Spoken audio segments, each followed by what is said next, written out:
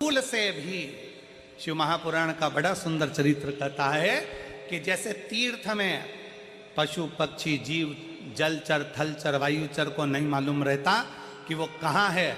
शिव महापुराण की कथा कहती है अगर भूल से भी अगर कोई कुत्ता, कोई पशु, कोई पक्षी, कोई जानवर, कोई जलचर, कोई थलचर 12 ज्योतिर्लिंग में से किसी एक ज्योतिर्लिंग में अगर जन्म भी ले लेता है तो फिर उसका अगला जन्म नहीं होता, वो जीव उसी जगह से तर जाता है, उसी जगह से तर जाता है। कितना सुंदर का एक गाली लोग दे देते हैं, तुझमें अकल नहीं है, तू स्वान है, तू कुत्ता है, तू गधा है, और लोग लड़ने बैठ जाते हैं। अगर जिसने गाली दी है ना उससे कहो भगवान से प्रार्थना करना, अगर स्वान भी बनाए ना कुत्ता भी बनाए ना तो कहीं किसी तीर्थ का बना देना, काशी विश्वनाथ के उस बनारस का, उस विश्वनाथ की भूमि वाराणसी का बना देना। अगर मुझे गधा भी बनाए तो भगवान से प्रार्थना करना कि हरिद्वार का बना देना। कम से कम गंगा की रज मुझे लगेगी, काशी विश्वनाथ के गंगा की रज मुझे लगेगी, उज्जैनी की रज मुझे लगेगी, कुबरेश्वर धाम की रज मुझे लगेगी, तो मैं भी तर जाऊंगा, अगला जन्म मेरा फिर संसार में नहीं होगा। बनाना तो ऐसा बना, बनाना तो ऐसा बना।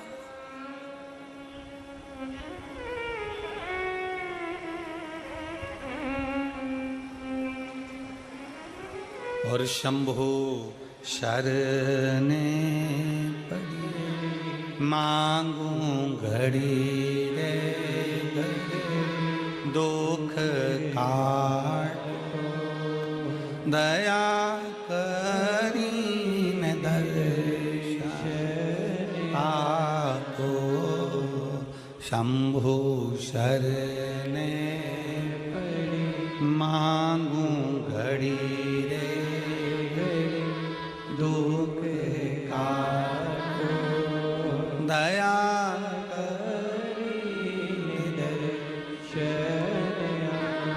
शिव कथा कर रही है, भगवान शंकर का संवाद कर रहा है, शिव महापुराण कर रही है। बकरी को नहीं मालूम था कि ये महिसागर संगम है।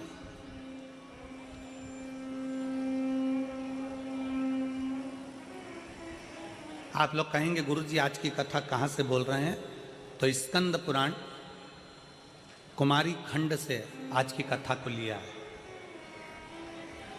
स्कंद पुराण का ये पवित्र चरित्र शिव महापुराण के अंतर्गत स्कंद पुराण का ये छोटा सा भाव लिया गया। कोई तुमसे पूछे ये महिसागर की कथा गुरुजी कहाँ से लेकर आ गए, ये सुंदर बरकरेश्वर महादेव की कथा कहाँ से लेकर आ गए, तो महिसागर संगम कथा स्कंद पुराण कुमारी खंड से बोली जा रही। एक बकरी, उसको नहीं मालूम बकरी को तीर्थ क्या है, बकरी को नहीं मालूम कि क्या धाम है, बकरी को नहीं मालूम कि कहां हो।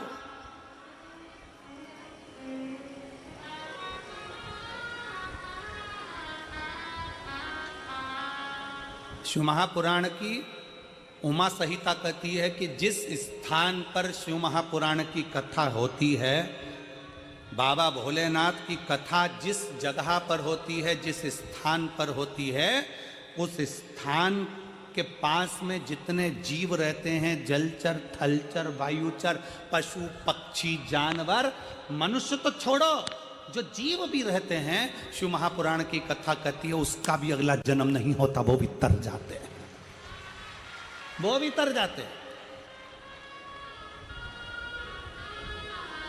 एक पत्र, शिव पर चढ़ा हुआ जल आप और हम पीते हैं तो बाबा की कृपा आप और हम पर हो जाती है। अगर वो चढ़ा हुआ दूध किसी स्वान ने पी लिया, कुत्ते ने पी लिया, तो उसकी भी तो जिंदगी संवर गई है, उसका भी तो जीवन संवर गया। मेरे शंकर भगवान का एक नाम है पशुपति नाथ। शिव केवल तुम्हारे ही नहीं, शिव केवल सीवर वाला महाराज का नहीं, शंकर भगवान केवल तुम्हारे नहीं, शंकर भगवान केवल मनुष्य के नहीं, शंकर भगवान तो पशु के भी देव हैं, इसलिए उसको पशुपति नाथ कहते हैं।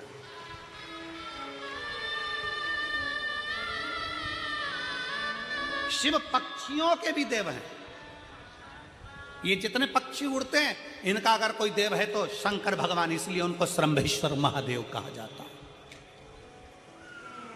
पक्षी का रूप रखकर भगवान शंकर ने, भगवान नारायण नरसिंह बनकर आए थे और बहुत गुस्सा कर रहे थे, तो पक्षी का रूप रखकर शंकर भगवान ने अपने पंजे में उनको पकड़ा और ले जाकर बद्रीनाथ में अलकनंदा नदी में उनको डाल दिया, नरसिंह भगवान को। इसलिए आज भी जहां पर ताप्ती कुंड है, गर्म पानी जहां पर आता है, उसके नीचे देखोगे तो एक बड़ी सी शिला मिलेगी, वो नरसिंह शिला है।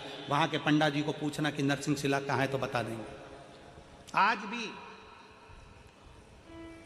शिव केवल पशुओं के देवता नहीं, वो पशुपति नाथ हैं। शंकर केवल मनुष्य के देवता नहीं, वो विश्वनाथ हैं। शंकर केवल पक्षियों के देवता नहीं, वो सर्वेश्वर नाथ हैं।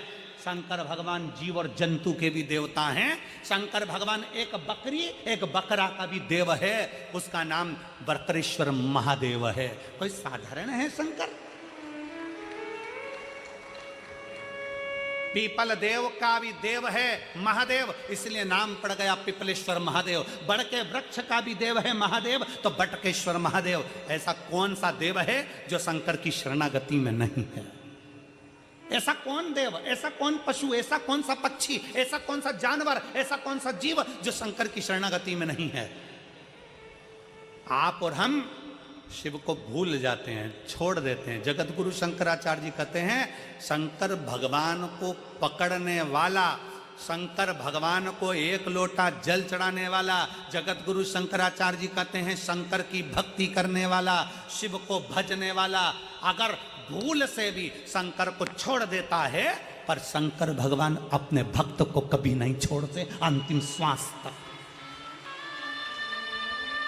शिव नहीं छोड़ते अंतिम श्वास तक, शंकर नहीं छोड़ते आखिरी श्वास तक।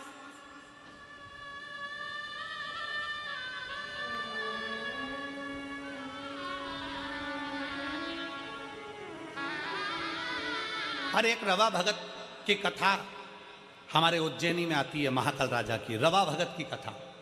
रवा भगत, एक रवा भगत की कथा आती है जो चंबल नदी के पार रहता था।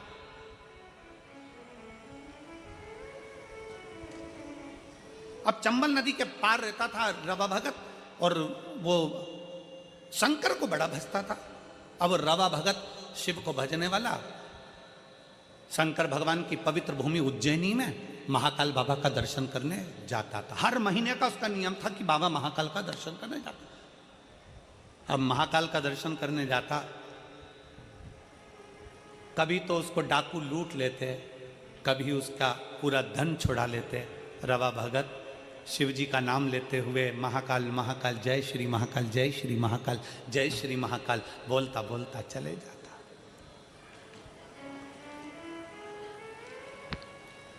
कई साल निकलते चले गए, कई साल।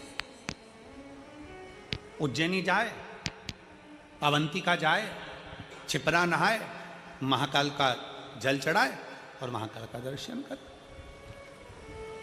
अब तो महाकाल मंदिर में प्रवेश ज़्यादा नहीं होता, पर पूर्व की कथा है जब तो महाकाल मंदिर में महाकालेश्वर और भक्त, इसके सिवा कौन जाते, लोग जल चढ़ाते और अपने घर चले जाते।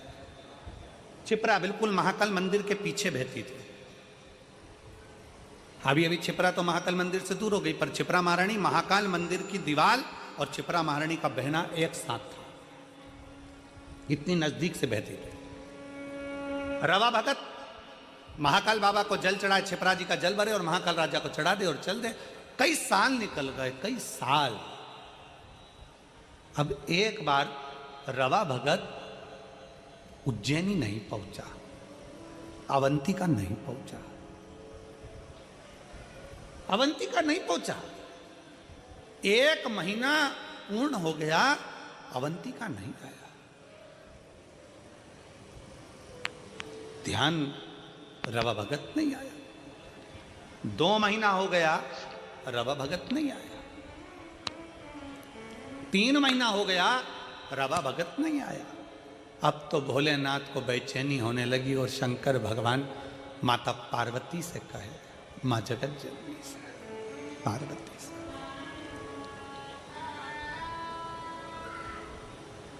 उज्जैन कौन कौन गया है? सब गए हो? रखो। शंकर जी के मंदिर में पार्वती जी हमेशा बैठी रहती है।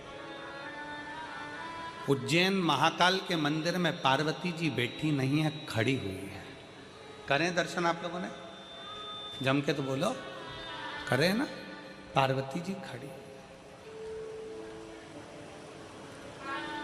शिव बोले रवा भगत के लिए, पार्वती हर महीने मेरा भगत आता था, रवा भगत आ नहीं रहा।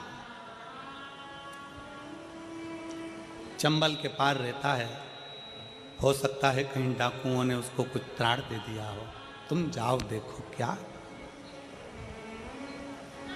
पार्वती जी दौड़कर रवा भगत के यहाँ पहुंची और रवा भगत के यहाँ एक बूढ़ी का रूप रखकर उन्होंने क्या देखा कि रवा भगत के यहाँ तो खाने के भी लाले पड़ रहा है, खाने के लाले। क्यों? रहा नहीं गया। हाथ जोड़कर माता पार्वती जी ने रवा भगत से कहा, भगत जी, ओ भगत जी, पूरे नगरी में कोई दयालु दयार नहीं है, पूरी नगरी में कोई दानी नहीं है, मुझे भूख लगी है, तुम्हारे यहाँ रख लोगे? मेरा कोई है नहीं, मुझ बूढ़ी को तुम कृपा कर दीजिए, अपने रख ली। रवा भगत ने कहा, माता जी आप मेरे यहाँ रहो, मना नहीं है, पर दिक्कत केवल इतनी सी है, मैं थोड़ा सा भी जोड़ कर रखता हूँ, डाकू आक्रमण करते हैं और मेरा पूरा गांव छोड़कर मेरे घर में आक्रमण कर कर मेरा खाने तक का अनाज ले जाते हैं। मेरी पत्नी भी भूखी, मैं भी भूखा, मेरे बच्चे भूखे, तुम क्या करोगे? क्या खाओगी तुम? क्या खाओ? पार्वती जी ने कहा, मुझे यहां रहने दो, मुझे भी तो देखना है कि क्या हो रहा है।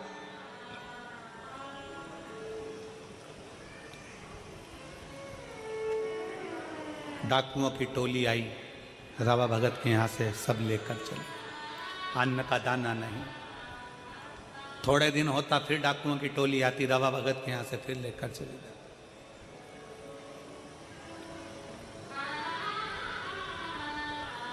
पार्वती जी ने डाकुओं को देखा और पूछा कि भाई इनको कम से कम खाने का तो छोड़ कर जाओ, खाने का तो छोड़ो। डाकू चिल्लाकर बोले, ये वो भक्त है जो हर महीना महाकाल जाता है, ये वो भक्त है जो हर महीना महाकाल जाता है, हमें देखना है कि महाकाल कब आकर इसको खिलाता है, हमें देखना है महाकाल कब आकर इसको खिलाता है, हमें देखना है। पार्वती जी मुस्कुराई, कहा अब तुम भी देखो कि महाकाल कब आकर खिलाता है। डमरू बजाता बजाता एक जोगीड़ा डमरू की नाद करते करते बजाता बजाता आ गया। पार्वती मुस्कुराकर बाहर निकलकर उस डमरू बजाने वाले जोगीड़ा का स्वागत करी, मेरे नाथ आ गए। जो आए, डाकू आए, सामान उठाए, वही सामान 4 गुना फिर बढ़ता जा। डाकू बाहर निकले, फिर सामान बढ़ता चले जा। डाकू फिर लेकर सामान निकले, फिर बढ़ता चले जा। बाहर इतना सामान इकट्ठा हो गया कि डाकू उठाने वाले कम पड़ गए, पर सामान कम ना हुआ। आखिरी में डाकुओं ने चरण पकड़ लिए कि महाकाल आकर खिलाकर भी जाता है, महाकाल आता है खिलाकर भी जाता है। अकाल मृत्यु वो मरे जो काम करे चंडाल का, काल उसका क्या बिगाड़े जो भक्त हो महाकाल का। मेरा महाकाल जो नियम बनाता है कि मैं कुबेरेश्वर धाम आऊंगा, मैं उज्जैनी जाऊंगा, मैं काशी विश्वनाथ दर्शन करने के लिए जाऊंगा, मैं महाकाल के दरवाजे पर जाऊंगा, जो नियम बनाता है 1-2 महीना, 4 महीना, 6 महीना, 5 महीना नियम तुम बनाते हो, बाकी के नियम मेरा महादेव निभाता है। अभी कथा में कहा था, शंकर को जल चढ़ाने वाला अगर 6 महीना 1 साल बाद भूल भी जाए, पर शंकर नहीं भूलते, शंकर तो उसको पकड़कर रखते हैं, शिव उसको पकड़कर रखते हैं।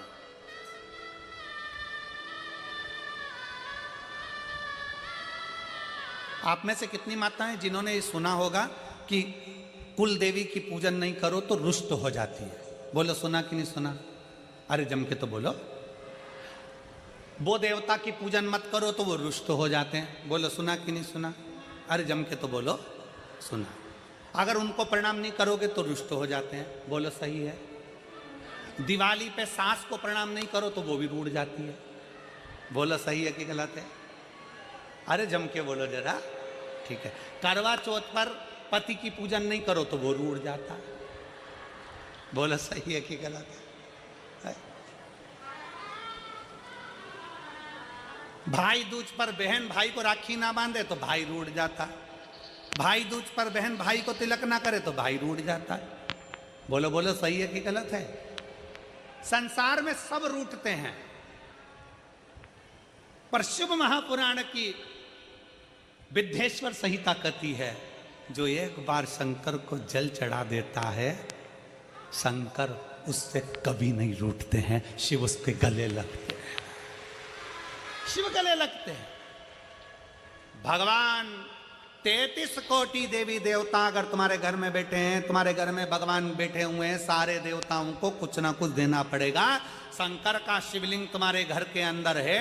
तुम अगर बाहर 1 महीना, 4 महीना, 6 महीने के लिए चले भी गई हो तो चले जाओ। घर में अगर शंकर का शिवलिंग है, तुम सोचोगे उस पर जल नहीं चढ़ा तो पाप करेंगे। अगर मैंने पानी नहीं चढ़ाया तो शंकर जी श्राप देंगे। मैंने शंकर जी को अगर फूल नहीं चढ़ाया, शंकर जी क्रोध करेंगे। मैंने शंकर जी को बेलपत्री नहीं चढ़ाई तो वो गुस्सा करेंगे। नहीं, शिव महापुराण की कथा कहती है, तुम्हारे घर के अंदर अगर शंकर का शिवलिंग है, तुम कहीं पर भी चलेगा, 6 महीना, 4 महीना, 15 दिन, 20 दिन, 1 महीना, कहीं पर भी चलेगा, शंकर का शिवलिंग है तो 1 बेलपत्री चढ़ाकर, 1 चावल का दाना चढ़ाकर तुम्हारी मर्जी पड़े जहां चले जाओ।